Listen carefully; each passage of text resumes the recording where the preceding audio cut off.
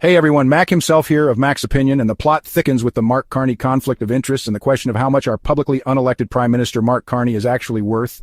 Before we get started, I would like to ask that if you've been enjoying these videos that you hit that like button to help out the channel. And if you haven't already subscribed, it would be great if you did, because we could use all the help we can get to help build this channel up. So a huge thank you in advance if you do. And now let's get back to the case at hand. So just for context, for people who don't know, Brookfield is a company that is valued at $1 trillion, and this is a company that Mark Carney was the chair of, and I use the term was lightly because he might even be lying about that, and for all we know, he could still be a chair in the company. So the question has been asked to the now publicly unelected Prime Minister how much his assets are worth, and also to disclose this because it could be a significant conflict of interest. Just for context, so everybody's aware in terms of what Brookfield actually does. Some of the things that they oversee are nuclear energy, carbon capture and storage, wind turbines, natural gas, heat pumps, battery energy storage, real estate projects, green hydrogen, Canadian pension funds, income tax laws, and real estate, just to name a few. So obviously these could have massive conflicts of interest if Mark Carney holds shares or assets in this company, and he can directly benefit from the decisions he makes as the Prime Minister of Canada, yet he refuses to disclose this information. The other day we saw who Mark Carney truly is when he was confronted by reporters, and credit where credit is due, Rosemary Barton from the CBC, you may or may not know she's not usually one to do this. And you can see even she went at Mark Carney that day. Just have a look at this clip here. Are you saying you are not open to any conflict of interest? Yes. John spent most of his life in the private sector. There's no possible conflict of interest in your assets. It's very difficult to believe. Look inside yourself, Rosemary. I mean, you start from a prior of conflict and ill will. Look inside yourself, he says. This is a man who doesn't like to be questioned because clearly he has never been questioned before. Let's bring back that footage when Pierre Poilievre had the opportunity to question Mark Carney multiple times in committee. Here's the clip. Take a look. Support the Prime Minister's decision to veto the Northern Gateway pipeline, Mr. Carney. I understand the veto of the Northern Gateway pipeline. You support it? Given both environmental and commercial reasons. Do you support it? I think it was sensible. I wasn't involved in the decision, but I think it was the right decision. And yet your company has invested billions of dollars in oil companies in both Brazil and the UAE to buy pipelines. You bought billions of dollars of pipelines as a company in the last 5 years. Do you support those investments? Mr. Poilievre, there is a global energy system, and one of the issues, I'm trying to explain a bit of how the economy works. One of the Thank issues, you so much. It may help. One of the issues for this committee in thinking about a sustainable transition. Do you support it? Where is Canada's role in those as energy transitions from fossil fuels to renewables, and in different jurisdictions? Into different geography, it matters. It matters, okay. And this is a fundamental point. Yeah. No, I'm sorry. This is a fundamental. You're finally getting to a point that is relevant to this committee's inquiry. What you're saying is you oppose pipelines in Canada, but you support them in the UAE and in Brazil. That's what you've actually said. There are specific. That's your double standard. It is not a double standard. It is a double standard. No, it's not. You make billions of dollars off foreign pipelines, and you shut them down here at home, putting our people out of work. That you are a representative of the Canadian people, and one of your responsibilities, including at this committee, is to fight for Canadian jobs, and not foreign jobs like you. Exactly, to fight for Canadian jobs, and the types of Canadian jobs that are durable and are going to move forward. Right. I grew up in Alberta. I know the innovative nature of that. Well, go try to give that answer back in Alberta, because I grew up there too, and I can tell you the people. I can tell you the people of Alberta would be ashamed with the answer you just gave. That you would give billions of dollars to foreign pipelines, while not allowing Canadians to build pipelines here at home. That is the kind of elite Davos hypocrisy. Could I please, Madam Chair? This is really unbecoming of a member to badger any witness. This is really, truly unacceptable. Continue, Mr. Poilievre. Thank you. Mr. Carney, you've just said you support your leader's decision to kill a Western Canadian pipeline that ships the most ethical product in the world.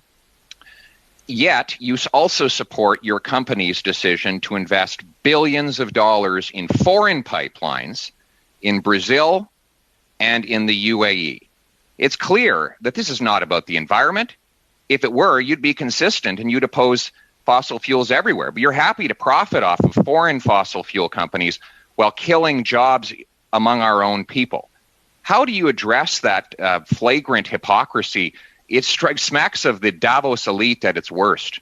So what you see in that clip right there is that Mark Carney had a vested interest in ensuring that Canadian energy stays in the ground, while his company and his private assets benefit from ensuring that Canadian energy is flourishing outside of Canada. So his interests are outside of Canada, not inside Canada. And this con man has to come clean with what he has and how it intersects with his conflicts of interest. He is not just some Joe Blow, he is the Prime Minister of Canada at the moment, and if those decisions directly impact his personal wealth, that is a massive conflict of interest, and he needs to be transparent about it. The other thing is this blind trust nonsense. What is a blind trust? Who is overseeing his blind trust? A blind trust simply means that you take your assets and all your finances, and you give them to somebody to oversee them, and you don't have anything to do with it. So who are you going to have in charge that you know nothing about? Do you really believe he's going to put his millions and possibly billions of dollars into the hands of some stranger and have zero contact with them? I highly doubt it. A blind trust is a total cop-out. It doesn't even protect anything, so these questions need to be answered. Do not stop asking these questions. You cannot have a con man in charge of your finances, of your money, when he can personally profit from your money. It is wrong, and it is a violation of the conflicts of interest. And the last thing I'd like to focus on is when Stephanie Levitz from the Globe and Mail questioned the Prime Minister. Mr. Carney, Stephanie Levitz, the Globe and Mail. We understand that you have now placed your assets in a blind trust, so you don't know what's happening to them going forward, but you knew what they were going into that blind trust. So what are they? Look, Stephanie, I follow the rules of the Ethics Commissioner. I'm following them well in advance of any of the requirements, as you know, because I know you know this. You know that these requirements come into effect in months. We're talking days after I became Prime Minister. So I'm complying with the rules of the Ethics Commissioner, going through the processes and all these things that are necessary. And I will remind you, and I'll remind Canadians again, that the Leader of the Opposition cannot find it. And look, you look at the questions this evening, you look at the nature of the discussions, you look at the nature of discussions I had with the President of France, the Prime Minister of the United Kingdom. The Leader of the Opposition would not be capable of having those discussions because the Leader of Opposition refuses to get his security clearance, something that it took me a few weeks to get. And he has been the Leader of the Opposition for 3 years.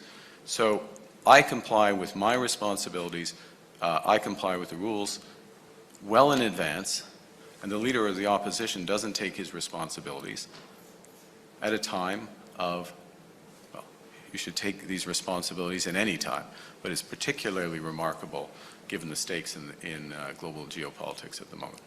The rules say that those assets should be publicly disclosed within 120 days, which means you'll campaign in a coming federal election, most likely within the next 120 days, and are serving as Prime Minister now, with Canadians not being aware of what potential conflicts of interest you sought to avoid. What possible conflict would you have, Stephanie? Stephanie, I'm complying with the rules. I'm complying with the rules in advance.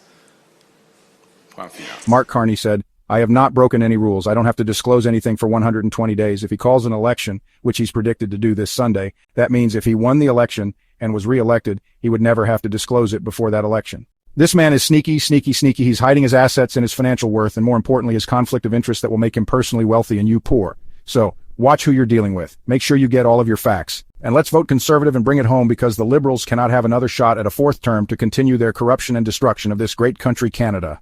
In conclusion, the situation surrounding Mark Carney raises significant concerns about transparency and accountability in leadership. As citizens, we must demand clarity regarding the financial ties and potential conflicts of interest that may influence our leaders' decisions. It's crucial that we stay informed, ask tough questions, and hold those in power accountable for their actions. I'd love to hear your thoughts on the numerous deceptions surrounding Mark Carney. How do you feel about the lack of disclosure and the implications it has for our country? Please share your opinions in the comments below. And if you found this discussion valuable, don't forget to hit that like button and subscribe to the channel if you haven't already done so. Your engagement helps keep critical conversations like this alive.